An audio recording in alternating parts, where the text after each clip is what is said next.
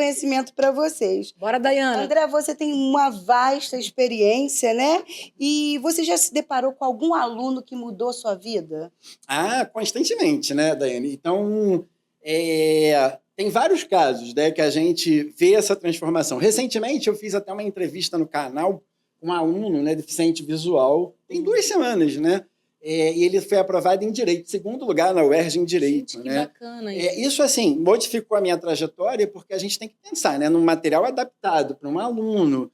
E era interessante que a monitora lá do curso ficava assim, André, às vezes você vai fazer um trabalho com uma questão, com uma charge, né? André descreve a charge. Aí eu descrevia a charge. E você vai se adaptando àquele aluno.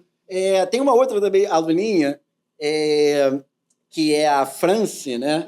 Eu trouxe esse material aqui justamente por conta da France, né? Os nossos materiais do Rumo ao UERJ, eles são, maioria, digitais, né? Os cursos, as plataformas. Esse daqui é um e-book que eu fiz ano passado. A France, ela já tem 62 anos, né? Então tem essa dificuldade de lidar com o material. O que eu fiz? Imprimi o e-book e mandei para ela pelo correio. Então a gente vai adaptando, né, o material, as circunstâncias. Então, por exemplo, acontece alguma modificação na plataforma, France, entra aí no Meet, vou te ensinar. Vamos lá, passo a passo, devagarzinho. Então, eu acho assim, a educação, ela é uma transformação com esse contato, né, que eu chamo de alteridade, né? Na alteridade, na construção, no contato com o outro, que você vai se transformando, né? E eu acho que a minha trajetória ela é bastante diferente, porque eu fiz o seguinte, né?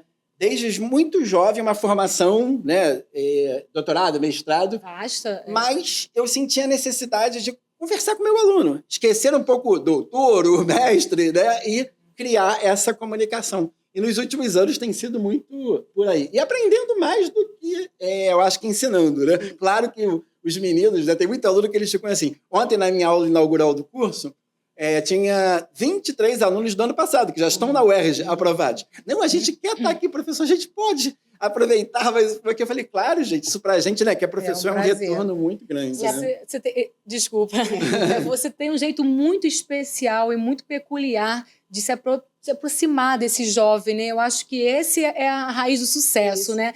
Seu linguajar muito acessível, sabe? Não é o doutor, como você mesmo diz, não é o mestre. Você está ali, disponível, acessível, isso é muito legal, né? É o mestre que está sem o tablado. É aquele mestre que está na altura do aluno, que ideal, que consegue, né? exatamente, consegue entender e participar da vivência desse aluno. Eu trabalhei, aproveitando a fala da Cicleia, né, eu trabalhei como professor contratado do Pedro II durante 4 anos. E o Pedro II tinha uma coisa, eu trabalhei na unidade de São Cristóvão, né? Ele tinha uma coisa que era o tablado. Primeiro dia de aula, quando eu subi, né? Porque eu nem vi o tablado, para falar a verdade, eu nem vi. Aí, quando eu subi, a turma toda levantou. Eu falei, gente, para com isso, não sou a Madonna. Sou o professor de história de vocês. Aí eles, o professor que é a gente... Eu falei, não, o respeito é interessante, claro, né? O professor, até porque a gente precisa, né? Na sociedade brasileira. Mas, né, vamos desconstruir um pouco isso, né? O respeito não precisa estar no senhor, senhora, né? Sim, o respeito vai muito além do senhor, senhora. Aquela discussão que a gente sempre faz, né, da diferença entre ser autoritário e autoridade, né? Eu acho que essa construção que está ali no dia a dia da autoridade, né? E eu sempre falava isso em projetos sociais, né? Porque eu trabalhei 21 anos, né, em projetos sociais, e eu sempre fazia uma coisa que era o seguinte, né? Não, eu vou dar aula no Gardenia Azul, vou dar aula na Cidade de Deus, né?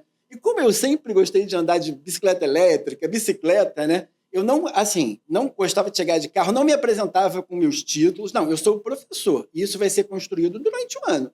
Né? Se vai valer a pena, é a trajetória que vai dizer, né? Quando chegar lá no final. Então, assim, quando a gente chega para esse tipo, né, de público, a gente tem que chegar assim, né? Porque, assim, o que vale é essa construção mesmo. Eu até abri ontem o curso e eu falei, vamos construir 2025. Agora a gente está iniciando. 2024 tivemos grandes resultados, mas agora o importante é a gente construir já o ano, né, que a gente está começando, né, ontem, né, dia 5 de fevereiro. Isso. E assim, num espaço digital, né? Digital. Então, você trabalhar com exclusividade num espaço digital não é fácil, né? Quais foram os desafios que você enfrentou aí? Muitos. E até de preconceito meu mesmo. Porque, assim, Depois, analisando até a minha própria trajetória, né, quando a gente pensa, eu comecei a trabalhar com ensino digital. Eu fui professor da PUC, né, de ensino à distância, desde 2011. À época, a gente não tinha essa facilidade, né? Sim. Era um ensino digital assim, que a pessoa entrava na plataforma, mandava um e-mail, aí você respondia 3 dias depois, né, a correção do trabalho. Não tinha esse contato, esse espaço de chat, né, interatividade, aula Direto, ao vivo, né? E vou dizer para vocês que eu tive uma grande mudança, né, em 2020. Daiane conheceu esse pequeno passo, né, esse primeiro passo, né, com a africanidade. Isso, com a né? africanidade.